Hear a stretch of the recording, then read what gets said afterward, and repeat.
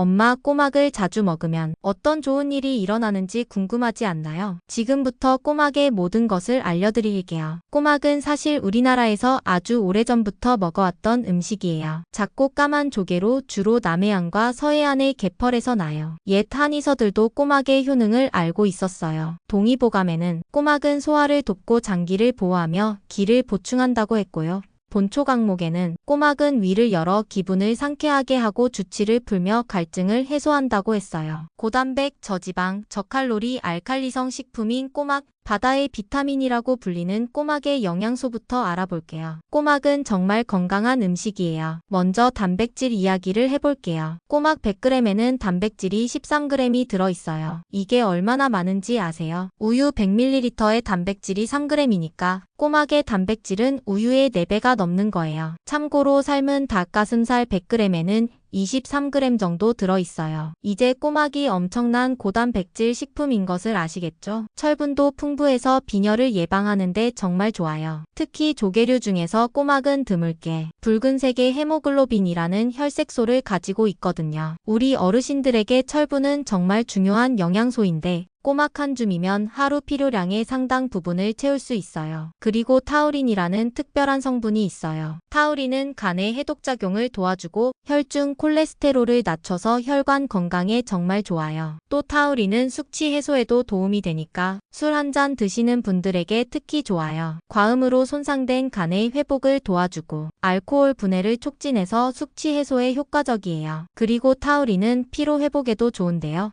비타민 B와 타우린이 에너지 생성을 도와서 피로 해소와 기력 보충에 좋아요. 베타인이라는 성분도 들어있어서 간에도 좋은데요. 담석용해와 간장 해독작용, 지방간 예방에 도움이 돼요. 시장이나 마트에서 꼬막을 살 때는 어떻게 고르면 좋을까요? 첫째, 껍질이 까만색이면서 윤기가 나야 좋은 거예요. 칙칙하고 흐릿한 색이면 오래된 거라고 생각하면 돼요. 둘째, 손으로 톡톡 두드렸을 때 힘있게 닫혀야 신선한 거예요. 셋째, 냄새를 맡아봤을 때 바다 냄새가 나면 좋아요. 입을 벌린 채로 그냥 있는 꼬막은 죽은 거니까 피해서 고르셔야 해요. 꼬막을 사온 후에는 어떻게 보관해야 할까요? 꼬막은 냉장고에 보관하는 것이 가장 좋아요. 그런데 여기서 중요한 점은 물이 닿지 않도록 해야 한다는 거예요. 습한 신문지에 싸서 보관하면 며칠간 신선함을 유지할 수 있어요. 냉동실에 넣으면 더 오래 보관할 수 있는데 3주까지는 괜찮아요. 꼬막을 삶는 시간은 불의 세기에 따라 달라지겠지만 핵심은 꼬막이 입을 벌리기 직전까지 삶는 것이에요. 한두 개가 입을 벌리는 시간이면 충분해요. 꼬막을 너무 오래 삶으면 타우린이 물에 녹아나가거든요. 타우린의 녹는 점은 305도부터 310도에서 분해되기 때문에 100도씨로 끓이는 것으로는 파괴되지 않아요. 하지만 타우린은 물에 잘 녹는 성질이라서 삶는 시간이 길수록 타우린이 더 많이 빠져나가요. 그래서 가장 좋은 방법은 물이 끓는 상태에서 불을 끄고 4분에서 5분만 데치는 거예요. 꼬막이 살짝 미소를 머금은 상태일 때가 맛과 영양, 건강 효과가 가장 좋대요. 마지막으로 꼬막을 먹을 때 주의할 점을 알려드릴게요. 꼬막은 차가운 음식이니까 소화가 잘 안 되시는 분들은 따뜻하게 데워서 드세요. 고혈압이 있으신 분들은 짠 양념을 조금 줄이는 게 좋아요. 혹시 모르니까 충분히 익혀서 먹고 상한 것 같은 냄새가 나면 절대 드시지 마세요. 오늘 꼬막에 대해 알아봤는데 어땠어요? 꼬막은 정말 맛있으면서도 우리 몸에 정말 좋은 음식이에요. 이제 시장 가실 때 자신감 있게 신선한 꼬막을 고르실 수 있을 거예요. 건강을 위해 앞으로도 좋은 음식들을 함께 공부해봐요. 계속해서 필요한 정보들을 함께 나눌게요.